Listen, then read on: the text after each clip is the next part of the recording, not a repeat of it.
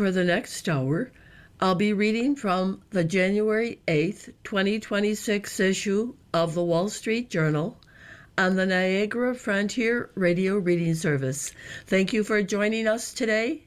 The highlights under business and finance are: Warner Brothers Discovery recommended its shareholders reject Paramount's amended hostile bid for the company, saying its existing deal with Netflix is stronger. World Liberty Financial, the Trump family's flagship crypto venture, said that one of its entities has applied for a national banking license. J.P. Morgan Chase's asset management unit cut all ties with proxy advisory firms and will start using AI to assist on U.S. company votes. J.P. Morgan reached an agreement to take over the Apple credit card program from Goldman Sachs. Anthropic plans to raise $10 billion at a valuation of $350 billion before the new investment, nearly doubling its valuation from 4 months ago. Major U.S. stock indexes ended mixed, with the S&P 500 and Dow falling 0.3% and 0.9%, respectively, while the Nasdaq rose 0.2%. AbbVie is in advanced talks to buy cancer drug biotech Revolutionary Medicines in what would be one of the year's first mega deals. The private sector added a net 41,000 new employees last month after shedding 29,000 jobs in November, ADP estimated in its latest report. Media startup Semaphore raised $30 million in new financing that values the company at $330 million after its first profitable year. Samsung expects record above consensus earnings for its latest quarter, boosted by an AI-driven memory chip supercycle that is fueling demand for its products. A probe into Bank of America by India's financial regulator found the bank improperly shared material non-public information about a $180 million block trade. The key articles under the worldwide section. Trump and his advisors are planning a sweeping initiative to dominate the Venezuelan oil industry for years to come, and the president has told aides he believes his efforts could help lower oil prices to his favored level of $50 a barrel. The U.S. military forcibly boarded a ship being escorted by the Russian Navy and seized another tanker, accelerating its campaign against a shadow fleet of carriers that ship Venezuelan oil. Secretary of State Marco Rubio said he would meet with Danish and Greenlandic officials after the Danes requested a sit-down in hope of addressing criticism directed at them by the Trump administration. An AI startup and Google agreed to settle several lawsuits with families of teenagers who killed or harmed themselves after interacting with the startup's chatbot. Representative Steny Hoyer of Maryland, a longtime member of the House Democratic leadership, won't run for re-election. Trump administration officials made sweeping changes to federal dietary guidelines, recommending that people avoid highly processed foods, dramatically increase protein intake, and skip added sugar. Trump said he is taking steps to ban large investors from buying single-family homes. The CBO further trimmed its long-term forecast for the U.S. population growth.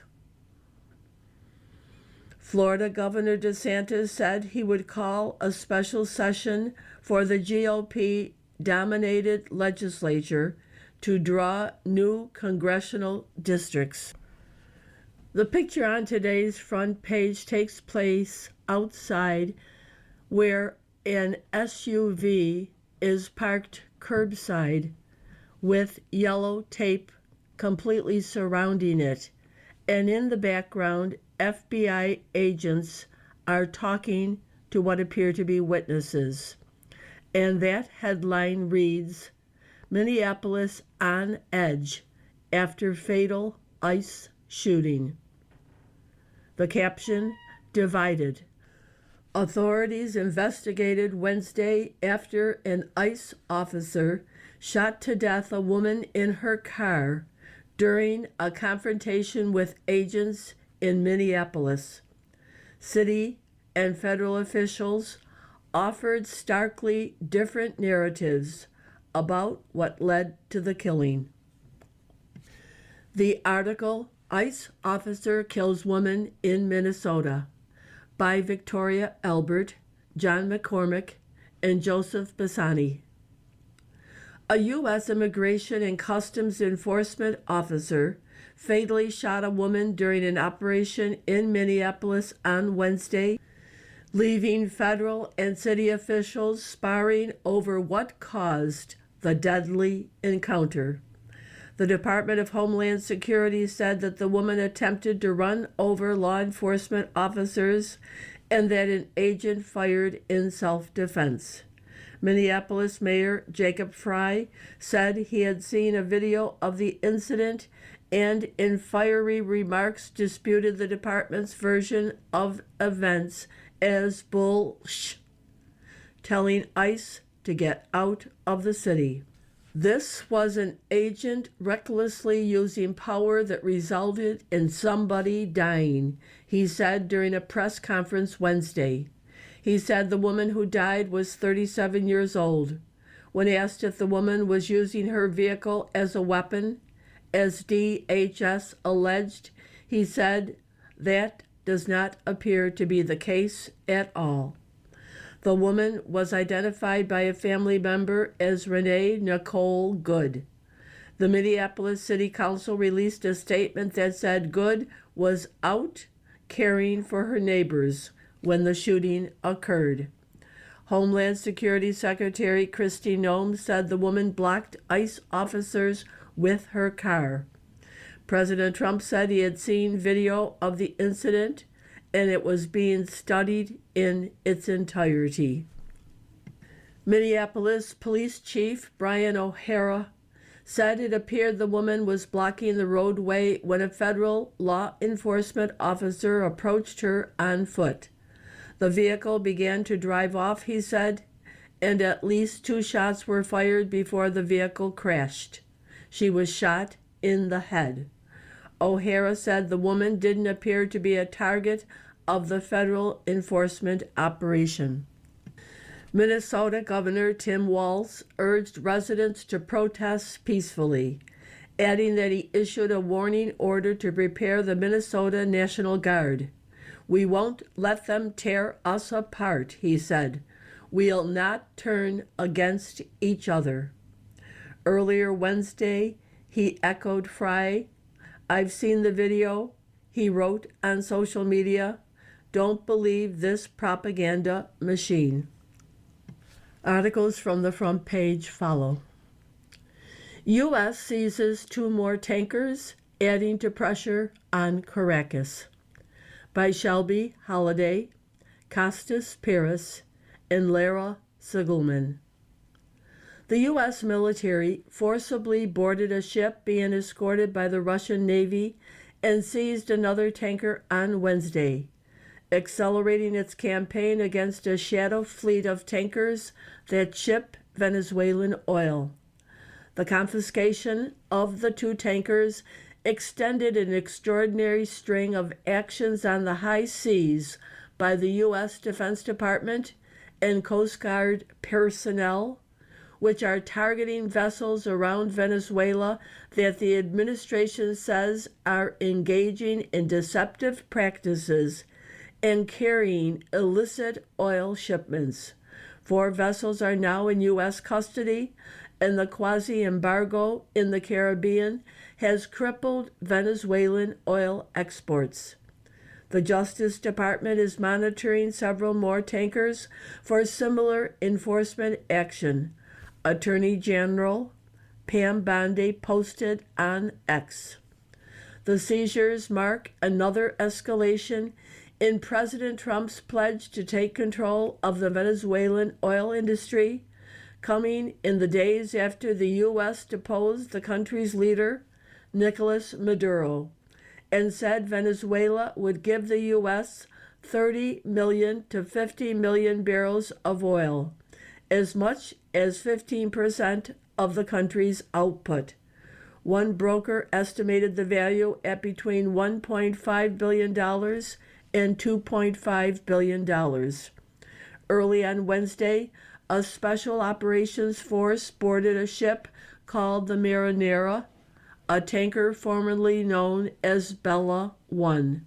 The Coast Guard had been pursuing the vessel for 2 weeks on an odyssey that began near Venezuela and ended south of Iceland, U.S. officials said. Over that time, the ship, which wasn't carrying any oil, changed its name and claimed Russian protection. Adding to the stakes, a Russian Navy ship and submarine began escorting the tanker, the officials said.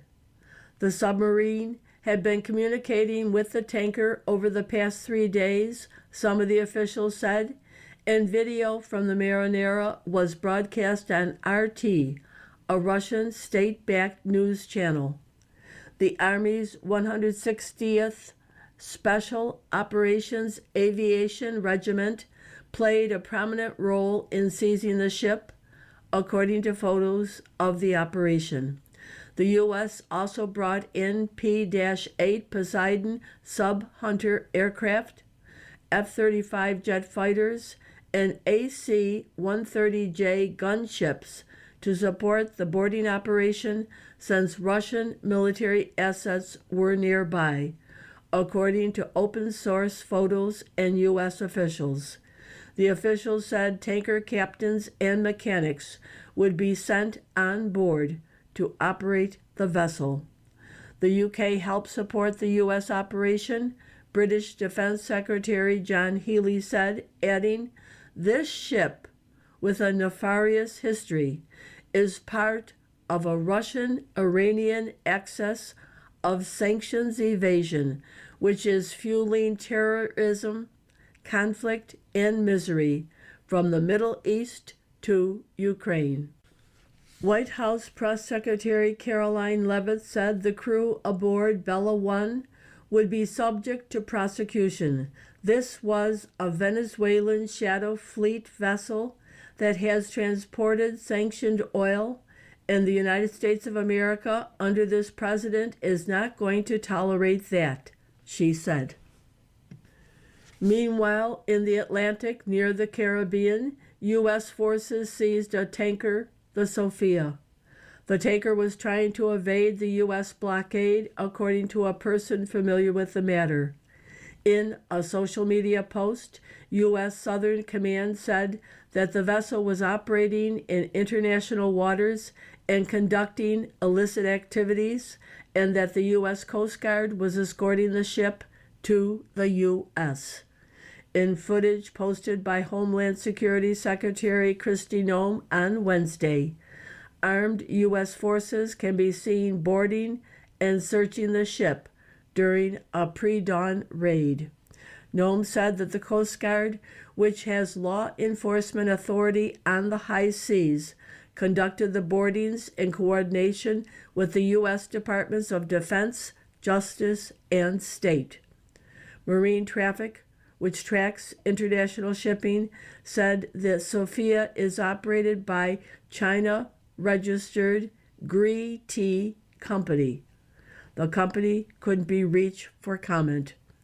Marine Traffic said the Sophia was carrying about 2 million barrels of Venezuelan crude loaded from December 26th to 29th. You are listening to a reading of articles and features from the Wall Street Journal on the Niagara Frontier Radio Reading Service. Trump works to dominate Venezuela oil sector. Plan seeks to control most of the hemisphere's crude, aims to lower prices to $50 a barrel. By Brian Schwartz, Benoit Morin, and Josh Dawsey. President Trump and his advisors are planning a sweeping initiative to dominate the Venezuelan oil industry for years to come, and the president has told aides he believes his efforts could help lower oil prices to his favored level of $50 a barrel, according to people familiar with the matter. A plan under construction envisions the U.S. exerting some control over Venezuela's state-run oil company, Petroleas de Venezuela S.A., or PD-VSA, including acquiring and marketing the bulk of the company's oil production, people familiar with the matter said. If successful, the plan could effectively give the U.S. stewardship of most of the oil reserves in the Western Hemisphere when factoring deposits in the U.S. and other countries where American companies control production. It could also fulfill two of the administration's primary goals: to box Russia and China out of Venezuela and to push energy prices lower for U.S. consumers. Trump doctrine confounds allies, foes, by Yaroslav Trofimov. President Trump's new Don Roe doctrine, loudly proclaimed by the seizure of Venezuelan leader Nicolas Maduro and the president's assertion that Washington now runs the Latin American country, seeks to establish U.S. hegemony over the entire Western Hemisphere. The question U.S. adversaries and allies are asking themselves in the aftermath of the Caracas raid is whether this embrace of 19th century style imperial thinking also means a pivot away from the rest of the world that would give China and Russia greater sway in their neighborhoods. It's not a world dominance that Trump is trying to achieve, but a hemispheric dominance, German lawmaker Norbert Röttgen said. His worldview seems to be thinking in categories of spheres of influence and dominance by those in other hemispheres who are the most powerful there, irrespective of rules, laws, and alliances. Buoyed by the success of the January 3rd operation in Venezuela, Trump has signaled potential U.S. intervention in Cuba, Colombia, Mexico, the Danish possession of Greenland, and outside the Americas, Iran. Russia and China, which have invested tens of billions of dollars and considerable diplomatic capital in the Maduro regime, have reacted with restraint. In part, that is because they hope Washington will now be more accommodating of their own aspirations in Europe and Asia, respectively, either by design or because of inherent limits on U.S. resources. Beijing is captivated by Trump's interest in spheres of influence of major powers, said Tang Zuo, a senior fellow at the Carnegie China Research Center. It's interesting in exploring whether the U.S. is willing to make major compromises in the Western Pacific, including on the issue of Taiwan and the South China Sea, if China shows greater deference to the U.S. in the Americas. The same calculations are in play in Moscow as Washington pushes Ukraine to accept a peace deal that would satisfy some of Russia's key demands, including a surrender of territory that Russian forces haven't captured in 4 years of war. Trump is tough with the weak, but weak with the tough. And the only people for whom he has respect are Putin and Xi, which is why he is seeking deals with them, said Raphael Glucksmann, a prominent French member of the European Parliament who has called for European nations to deploy troops to Greenland as a show of support for its democracy. The Donroe Doctrine leaves us with the question of whether President Trump sees Europe, the Kingdom of Denmark, Greenland, and the NATO countries as allies and partners in security, or as adversaries and enemies, said Jeppe Kofod, a former Danish foreign minister. New diet guidelines: eat more protein, less sugar, by Jesse Newman, Liz Esley White, and Andrea Peterson. Trump administration officials made sweeping changes to U.S. dietary guidelines, recommending that people avoid highly processed foods, dramatically increase protein intake, and skip added sugar. The new guidelines issued Wednesday urged people to cook more meals at home, avoid packaged food like chips, cookies, and candy, and eat protein at every meal. They echo the government's previous advice that fruits, vegetables, whole grains, poultry, seafood, and nuts form the basis of a healthy diet. But they also endorse foods like red meat and full-fat dairy, while taking a hard line against highly processed foods, added sugar, and refined carbohydrates like white bread. The recommendations issued by the U.S. Agriculture and Health and Human Services Departments represent one of the biggest remakes of federal dietary advice since the guidelines were first issued in 1980. How Google got its AI groove back. Powerful new Gemini model allowed it to catch up to OpenAI's ChatGPT, by Catherine Blunt.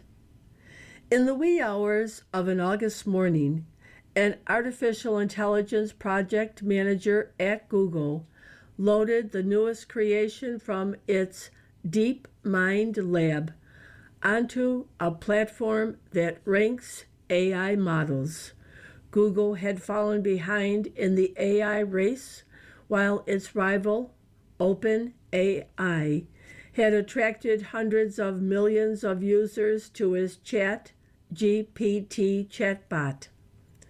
Google researchers were hoping that a new feature, a lightning-fast image generator, would give the search titan an edge in a weak spot for ChatGPT.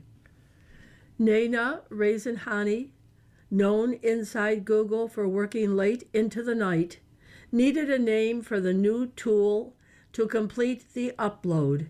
It was 2:30 a.m. though, and nobody was around. So she just made one up, a mashup of two nicknames friends had given her, Nano Banana. Within days, Nano Banana had the top spot in performance rankings on the platform LM Arena, was trending on X and had far exceeded Google's usage expectations. By September, Google's Gemini AI app had become the most downloaded app in Apple's App Store. 2 months later, Google launched its most powerful Gemini model yet, which surged past competitors to become the most capable AI chatbot. With that, the Alphabet-owned company had leapfrogged OpenAI to the front of the AI pact. Talks over Greenland are planned. Officials from U.S., Denmark, and Greenland to address security concerns. By Max Colchester, Lawrence Norman, and Robbie Gramer. Nuke Greenland. For the past year, Denmark's plan for dealing with President Trump's ambition to acquire Greenland was to tell him it wasn't for sale, spend more on Arctic defense, and hope the U.S. president's enthusiasm would melt away. As talks were set for next week, there is a growing realization in the Greenlandic capital that Trump's fixation on the world's biggest island is here to stay, and that Greenlanders must come up with a plan to engage with the U.S. I believe that most Greenlandic people see that they need to have that dialogue, said Aki Matilda Hogdam, a Greenlandic pro-independence politician. A U.S. takeover of Greenland, once seen as a far-fetched idea, looms ever larger in Nuuk after Trump and some of his top aides renewed their demands for control of the island following the U.S. military incursion in Venezuela. The White House hasn't ruled out taking the island by force. Secretary of State Marco Rubio told lawmakers in a closed briefing on Monday that recent administration threats against Greenland didn't signal an imminent invasion, and that the goal is to buy the island from Denmark. Rubio said on Wednesday that he would meet with Danish and Greenlandic officials in Washington next week, after the Danes requested a meeting in hope of addressing criticism directed at them by the Trump administration. Trump has said the U.S. needs Greenland as a matter of national security and has criticized Denmark's defenses on the island.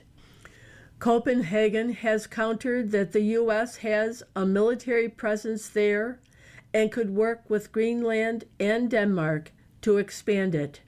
Trying to get the U.S. to dial back its demands, Copenhagen says it wants to address security concerns with Washington. It seems that asking for a meeting with Rubio is a step up in this strategy, said Ulrik Pram Gad, senior researcher with the Danish Institute for International Studies. In Nuuk, people are divided about how best to engage, whether they can use Trump's embrace as a means to gain independence from Denmark, a policy a majority of Greenlanders support. Still, the brusque nature of Trump's overtures hasn't been welcomed by the government. Greenland's Prime Minister Jens Frederik Nielsen called Trump's rhetoric completely and utterly unacceptable. Trump's threats so far have largely bolstered ties between Denmark and Greenland, with the former making strides to shower attention on the island, which is subsidized at $600 million a year. Polls show that Greenlanders don't want to be part of the U.S. The Danish government, which has a long-standing defense agreement with the U.S., has said the U.S. could base more troops in Greenland and obtain new and improved mining rights. Greenland serves as a critical location for missile warning and missile defense for the U.S. Its melting ice sheet opens up the possibility for new commercial and military sea lanes, which Washington sees as a potential threat. You are listening to a reading of articles and features from the Wall Street Journal on the Niagara Frontier Radio Reading Service. From the editorial page, Trump's Venezuela oil play.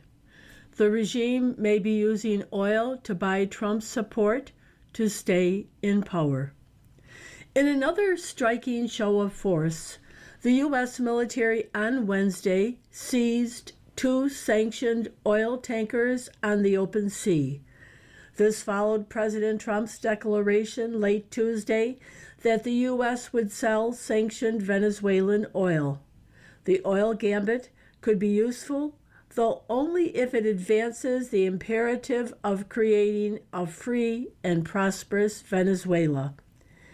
As we've written, deposing Nicolas Maduro was an act of hemispheric hygiene, but Mr. Trump's incessant talk about monetizing Venezuela's oil plays into the hands of critics who say it's all about oil. The president in recent days has suggested subsidizing American oil companies to return to Venezuela, as if it's an imperial American outpost from a century ago. His plan to sell Venezuelan oil raises more questions. The government, quote, will be turning over between 30 and 50 million barrels, end of quote, for the U.S. to sell. And that money will be controlled by me as President of the United States of America to ensure it is used to benefit the people of Venezuela and the United States, he wrote on Truth Social. Selling sanctioned oil could do some good if the proceeds are given to the opposition or put in an escrow account for rebuilding Venezuela's economy when and if the regime relinquishes power. But Mr. Trump seems to view the oil proceeds as a personal executive account beyond the control of Congress's purse strings to dole out as he sees fit. It elides U.S. national security interest with Mr. Trump's personal power, much like his gambit to let TikTok keep operating in the U.S.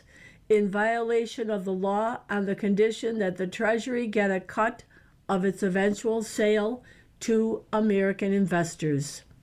To the victor go the oil spoils won't improve U.S. standing in the world, and it sends a bad message to the world's rogues about the way to buy U.S. support. This will be reinforced if the oil donation helps the Caracas regime stay in power. Energy Secretary Chris Wright suggested Wednesday that the administration will use the oil money as a carrot with the regime. He said the U.S. first plans to sell crude that is backed up in storage because of the U.S. embargo. Then it will continue to sell Venezuelan supply and ease sanctions to boost production. As we make progress with the government, we will enable the import of parts, equipment, and services to prevent the industry from collapsing, stabilize the production, he said. Venezuela has been relying on assistance from the Iranians and Chinese to prevent its aging oil infrastructure from collapsing. U.S. investment is preferable, but easing sanctions so American companies can operate in Venezuela won't necessarily evict adversaries with their own strategic reasons for abetting the regime. In any case, U.S. companies are unlikely to invest in Venezuela until a political transition creates stability and respects property rights. Oil investment is measured in decades, not the next 3 years. Merely maintaining current output will require billions of dollars a year and $100 billion or more to return production to the levels of the early 2010s. U.S. companies have other attractive opportunities that carry less political risk, such as offshore Guyana, where ExxonMobil and Chevron are making big investments. Harold Hamm's Continental Resources is expanding in Argentina's Vaca Muerta shale formation. Don't forget America's own resources, including in the Gulf of Mexico and Alaska. Mr. Trump may be able to coerce Chevron to invest more in Venezuela or dangle subsidies, as he has suggested, but this is dubious industrial policy. The president's oil gambit could turn out better than all of this suggests, and it's good to see him still enforcing the embargo to maintain pressure on the regime. Wednesday's seizures of a Russian-flagged tanker in the Atlantic and a shadow carrier near the Caribbean sent a signal to the regime and America's adversaries that the president is serious. But Venezuela's overflowing storage facilities are forcing wells to be shut in, raising the stakes for the regime. Mr. Trump's plan to sell stored oil could provide a relief valve. We hope Mr. Trump understands that the success of his intervention won't be measured in barrels of oil, but in whether the country emerges as an American ally in a crucial region. Now for articles from the opinion pages. Ahead in 2026. You read it here first. My predictions: a split Congress, slower growth, and Denver in the Super Bowl, by Karl Rove. Before offering my predictions for 2026, let's review my score for 2025. I had about 56% right, 42% wrong, 2%, one prediction to be determined. What did I get right? Deportation of violent criminal illegal aliens was popular. Targeting aliens who had otherwise kept their noses clean wasn't. State and local governments threw up roadblocks to both. Mike Johnson was reelected House Speaker, not without drama. President Trump and GOP congressional leaders negotiated with Democrats to avoid a spring shutdown. Elon Musk's much ballyhooed Doge cuts came up well short of its $2 trillion goal. The president, Mr. Musk, and Vivek Ramaswamy fell out. There was no Ukrainian ceasefire. Friedrich Merz became German chancellor. Canada isn't a state. Denmark didn't cede Greenland. The Panama Canal remains Panamanian. Inflation slowed from 2.9% to 2.7%. Artificial intelligence is transforming medicine. NASA launched its new space-based observatory, Sphere X. Josh Allen was NFL MVP. Jaden Daniels Offensive Rookie of the Year. Aaron Rodgers didn't return to the Jets, and the Chiefs didn't win the Super Bowl. Two of my predictions were half right.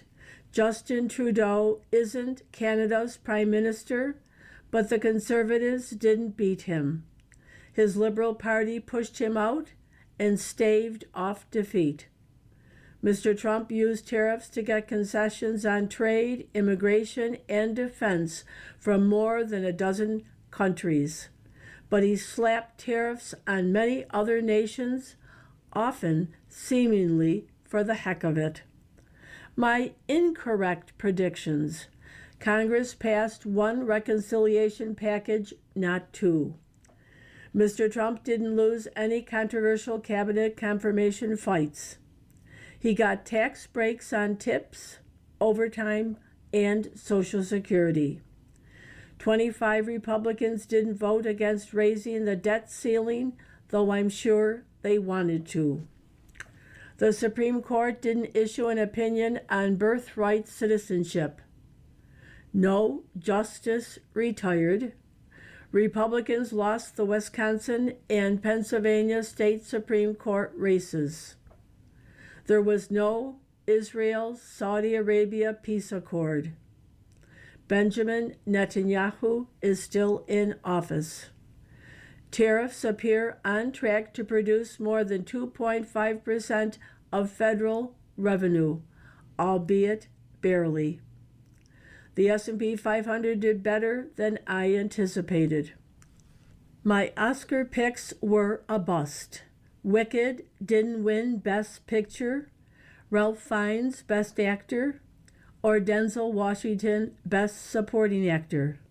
Still undecided whether 2025 gross domestic product growth was greater than 2024's 2.8%.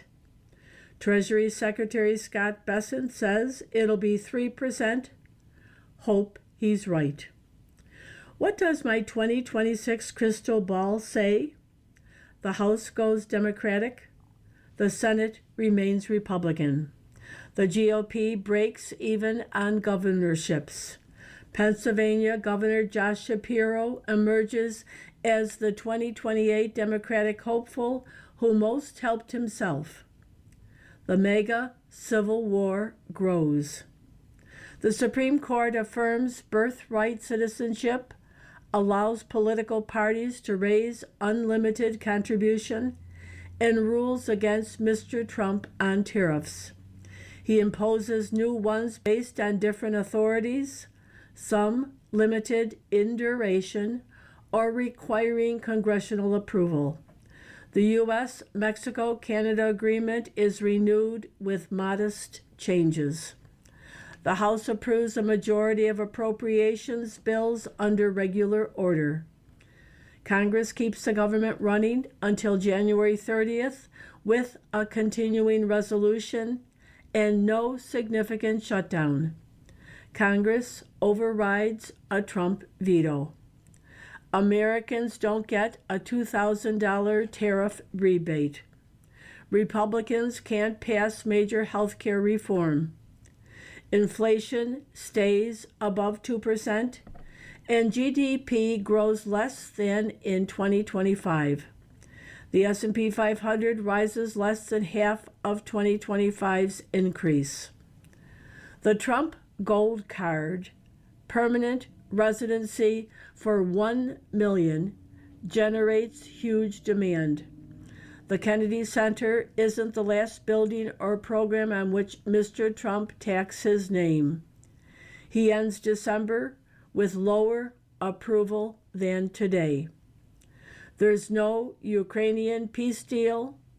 Realizing Vladimir Putin is playing him, Mr. Trump steps up support for Kyiv. Russia increases hybrid warfare against the West. Greenland stays Danish, but with a larger U.S. military presence. Center-right parties win in at least 2 more European countries. Nicolas Maduro's fellow gangsters remain in office, but Venezuela moves toward elections. Growing unrest in Iran forces the mullahs to make economic reforms, crimping their terror activities. More states and countries ban cell phones in schools. Generation Z church attendance rises. Led by GLP-1 drugs, weight loss will accelerate. Norway wins the most Winter Olympic medals. England takes the World Cup. The Broncos, the Super Bowl.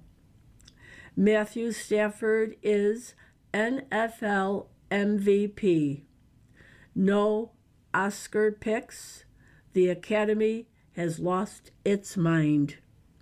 Mr. Rove was senior advisor and deputy chief of staff for President George W. Bush and is author of The Triumph of William McKinley.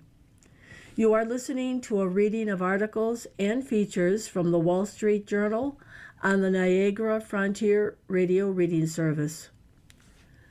Venezuela's moment. Unconstrained by hypocrisy, Trump is an invitation to the country's opposition. By Holman W. Jenkins, Jr. Delcy Rodriguez, the Maduro vice president in Venezuela, must have watched 60 Minutes. On Sunday night, a longtime U.S. envoy known personally to her spelled it out. Look, find a way, work toward cooperating with the United States. She got the message, saying she was ready to collaborate. The U.S. will control the oil. It will be satisfied with any regime remnants that can organize themselves and come toward Donald Trump. Reportedly, this unsentimental approach was communicated in advance to the Maduro crowd. The CIA's now leaked advice to President Trump was that a pro-Maduro rump would be the safest bet. Hence the relative ease with which the regime gave up its kingpin. Hence Mr. Trump's disinterest in the Nobel Prize-winning oppositionist Maria Corina Machado. With its half-accomplished feat, the administration hopes unblocking Venezuela's current oil exports will provide enough leverage over the Caracas survivors. Its larger desired message, after all, has been delivered across Latin America. Your path to success isn't defiance of the U.S. and engaging in hostile activities against it. So much for the storybook ending in Venezuela itself. Democracy plus a big investment boom to revive decrepit oil potential, which would require a long-term political stability than Team Trump seems ready to provide. So here we are. One risk is that responsible governments in the region will do more, not less, to reach out to China to offset an unpredictable U.S. But with Mr. Trump, it can help that yesterday's cause célèbre is ancient history a week later. The other risk, a Caracas regime conditioned from the ground up to thieving and using leftist blather as cover, will not go long without reverting to pattern.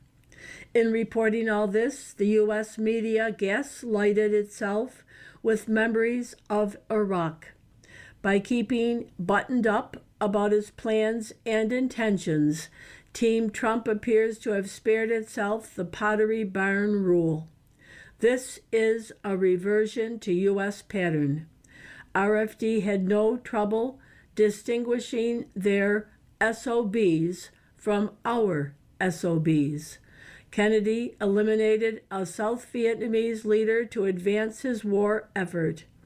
Eisenhower saw replacing unreliable Third World leaders as a Cold War necessity.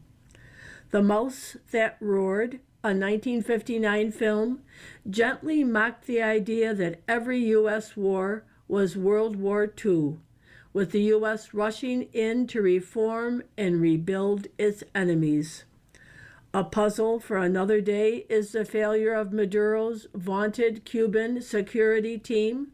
Much as Iran was hopelessly owned by Israeli intelligence, and the Kremlin couldn't keep its Ukraine invasion plans secret from anybody except its own officials. A puzzle for today is the sluggish response of the opposition, led by Miss Machado. Take over a floor in a Washington hotel, hold court, plaster your message all over global media. Get a plane and paint it in the national colors. Announce a date for your return to Caracas. When 200,000 turn out at the airport to greet you, it's over. The country's yours. Mr. Trump has assumed large risks. The emergence of a self-legitimizing popular government in Venezuela is his best solution to those risks.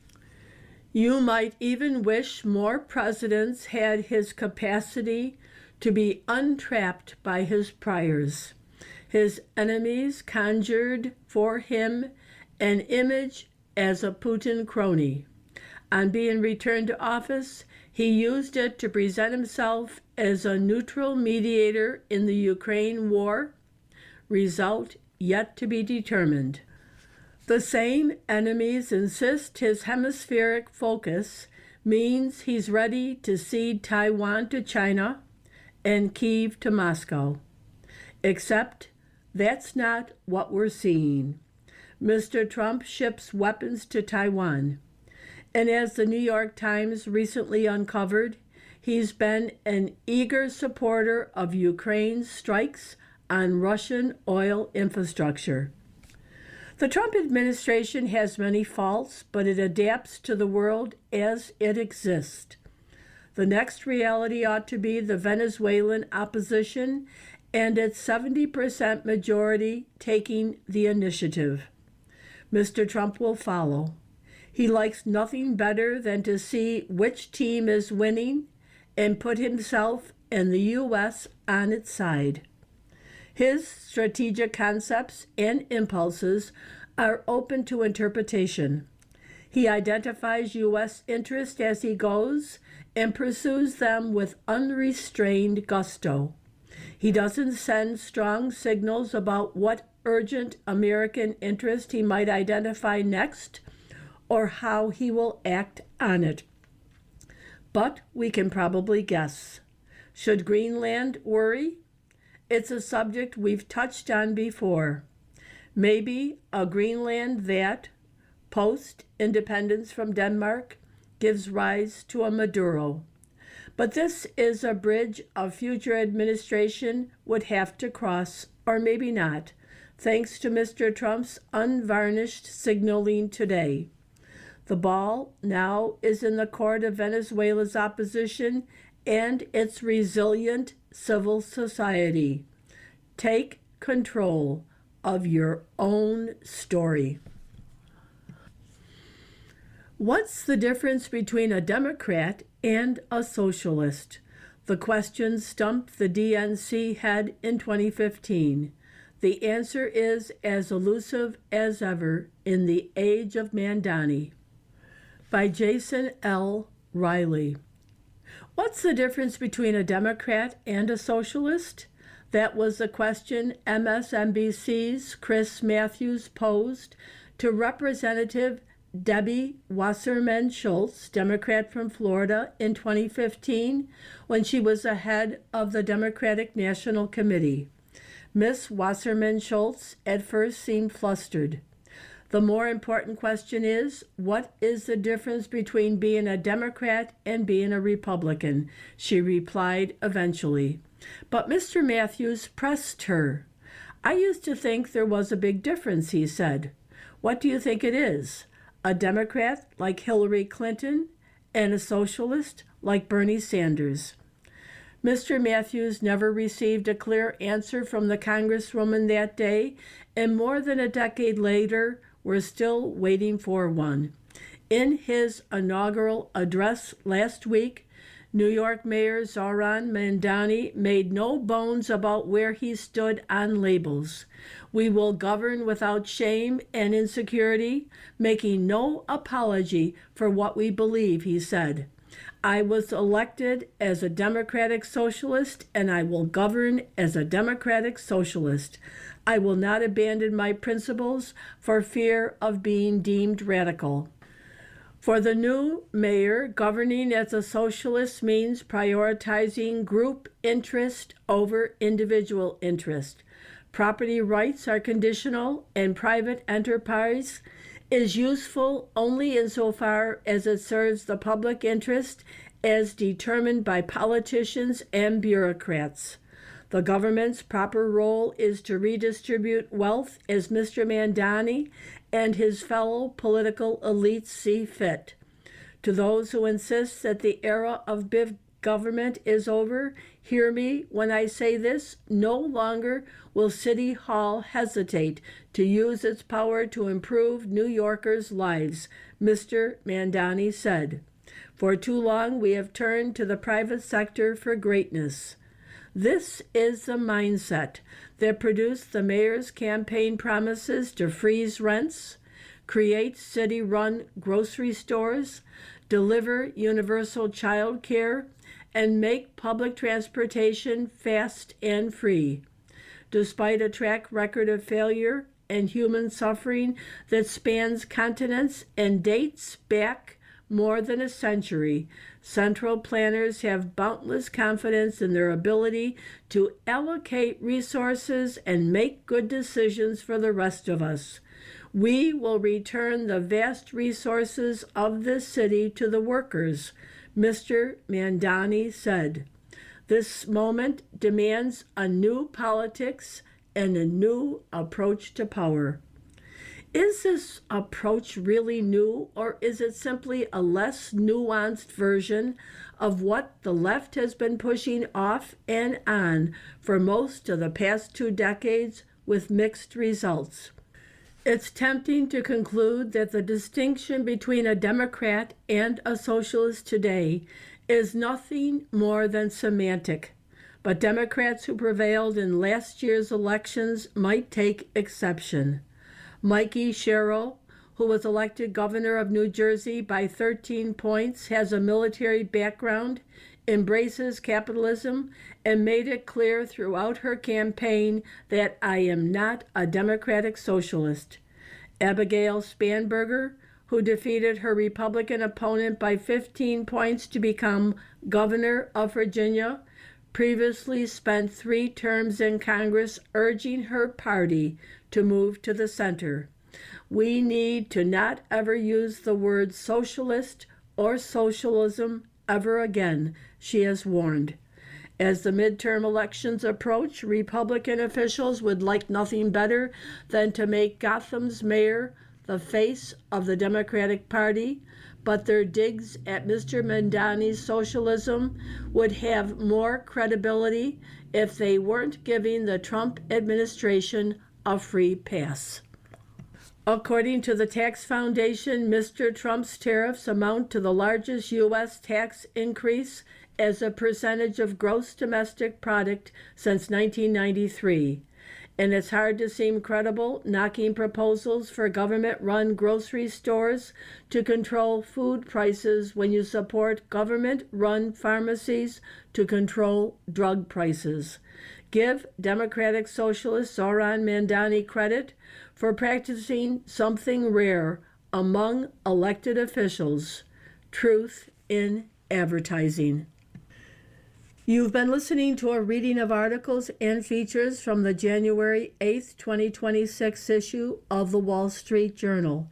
Your reader has been Corrine. Thank you for listening.